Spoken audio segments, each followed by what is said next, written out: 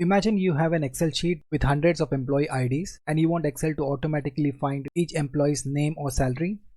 Now doing it manually will take a lot of time. That's where VLOOKUP function helps. In this video we will take a closer look at the VLOOKUP function. So in VLOOKUP, V stands for vertical and lookup is search. So VLOOKUP searches in one column of a table and returns information from another column. So you can ask VLOOKUP to search for employee ID and return matching name or salary.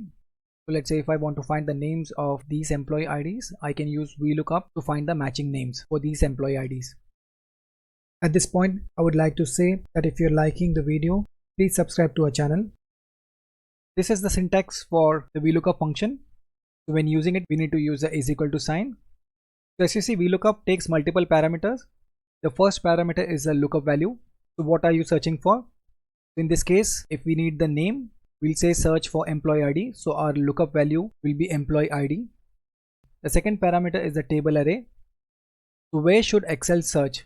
So you need to provide the range, the entire range within which Excel should search. So basically the entire table. Then comes the column index. So column index tells which column should Excel return once it finds a match. So the column numbering starts from the first column. So this is column 1, employee ID, name is 2, 3 and so on. So if we are searching for name, we should provide this as the column index, which is number 2. Finally, the range lookup. Range lookup is a boolean value. It takes true or false.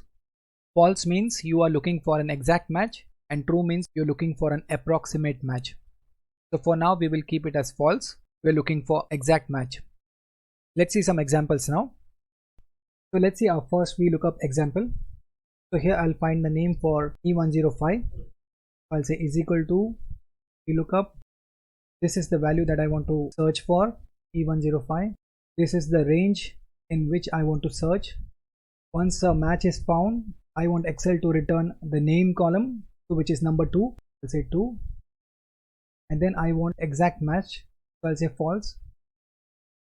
E105, Ethan Chung. So it returns the correct value. So the formula successfully returned the matching name. This is how you use VLOOKUP. In this formula, this was the range that we gave.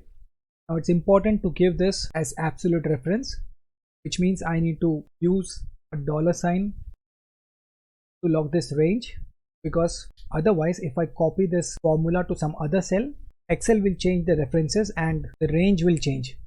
To understand more about references, you can check this video on referencing. I have provided the link below. So I've logged the range. Now if I copy the formula to the next cell, it will give me the right value because I have locked the range with this $signs. If I don't use the $sign, Excel will change that range and VLOOKUP will return a wrong value. So here to copy the formula to the next cell, I just use the double click fill handle. This is a double click fill handle. This is the fill handle and I just double clicked it. So it copied the cell. So it copied the formula onto the other cell and it worked perfectly fine. Here the value that we are looking for is C15. When I copied the formula, Excel automatically changed that to C16. So this is what Excel does. This is called relative referencing. So had we not used the $signs here, Excel would have incremented these values also by 1. And then the result that we got would have been wrong. So that's why we fixed the range using absolute reference. Next we'll take a look at the common errors that beginners make. So the first common mistake is forgetting to give false in the end. So let's say I'm looking for 104. The VLOOKUP. My lookup value is E104. Table array is this. I want name, which is the second column. Now after this, you specify whether you want a exact match or approximate match.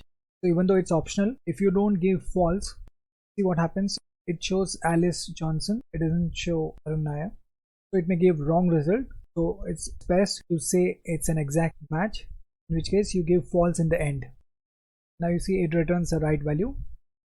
So even though the last parameter is optional, always give false, which means you're telling Excel that you're looking for an exact match.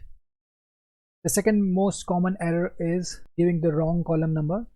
So in VLOOKUP, when you are giving the column index, that is the column you want Excel to return after it finds a match. So the first column always starts with 1 and then it goes 2, 3, 4 and so on. So if you give the wrong number, it won't return the right result. So again, let's see, you say VLOOKUP. Again, I'm looking for E104. This is the array. So let's say I want Excel to return the department value. I should ideally be giving 3, but I give 2, false. It should return me a wrong value. It returned me the name and it did not return me the department. So I'll go and make the column number as 3. Now it returns the right department. So always pay attention to the column number that you're giving. Wrong column number means it will return the wrong value. You must also make sure that the lookup value is the first column. You can say this is the limitation of VLOOKUP, but the lookup value should always be the first column. So I cannot tell Excel that the lookup value is Arun Nair and find me his department, or vice versa to VLOOKUP. I cannot tell Excel that lookup value is Arun Nair and return me the employee ID. That won't work. So you must always make sure that lookup column is the first column, because VLOOKUP only searches the first column. I'll do Control Z. So Excel throws up an error when lookup column is not the first column. Make sure your lookup value is the first column. Finally, if you give a lookup formula and if you plan to copy the VLOOKUP formula to the next cells, you must always log the table array in your formula, as we saw in the example before. You may also get the NA error, which you commonly get in Excel if the ID that you're looking for doesn't exist, or if there are extra spaces in the ID, or if numbers are stored as text, or if there's any typing mistake. So you can check out my earlier video on why Excel formulas don't work. So make sure the values that you're looking for is correct and in the right format. Let's take a look at few more practical examples where you can use VLOOKUP. So in this case, you can automatically find marks when the roll number is given. Give the lookup value. The range is the entire range. You want the marks for maths. The column is 3.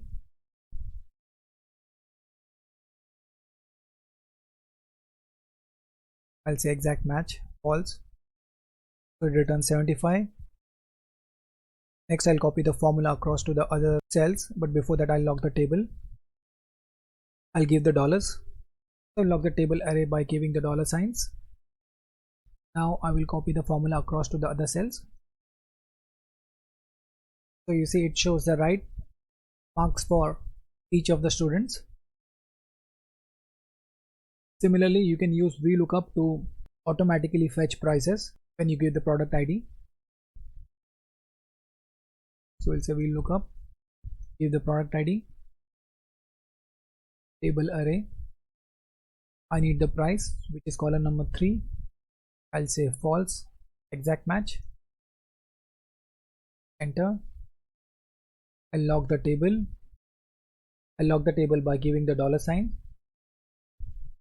Enter. I'll copy the formula to the other products. So you see it shows the right prices. We saw earlier that VLOOKUP returns an error such as the NA error when you give a value which it is not able to find in the table. Now instead of showing the NA error, you can give your own custom message by using the IFERROR function. So let's see how to use IFERROR to show your own message. So in the first VLOOKUP, instead of C3, let's say I give 333 as the product ID that I'm searching for. Since 333 is not there in the table, Excel will return an error. Now instead of NA, I want Excel to display not found. So what I'll do is I'll use IFERROR, and within that, in the first argument, I'll give the lookup value as it is. Now if there is no error, Excel will show the value normally. But if an error is found, instead of NA, I want to show not found.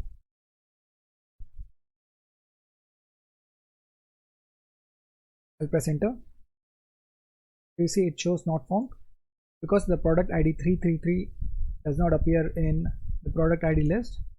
Excel will throw an error, but since we have used IFERROR, Excel's error message will be replaced by the message that we give. In this case, it is not found. Now if I remove 333 and if I give the product ID will show the value that it finds. So this is how you can use if error with VLOOKUP. Finally, we'll take a look at the limitations of VLOOKUP. As I mentioned, VLOOKUP can only search left to right. It doesn't search backwards. So if you want VLOOKUP to show price, the price column has to be on the right side of the product ID column, and your lookup value, which is the first argument, should always be the first column in the table. So these are the limitations of VLOOKUP. Excel provides another formula, XLOOKUP, which solves these problems. So these limitations have been removed in the XLOOKUP function. I've covered XLOOKUP in another video. So that's all in this video. We looked at how to use VLOOKUP. VLOOKUP takes three parameters: the lookup value, the table array, column number, and then whether you need an exact match. We also saw the importance of locking the table array if you want to copy the formula to the other cells. We also saw how to use if error to give a custom message instead of the NA error. Here's a small practice challenge for you. Retrieve the city and sales when the employee name is given. Let us know in the comments below. So that's all in this video. Thanks for watching the video. Do subscribe to the channel.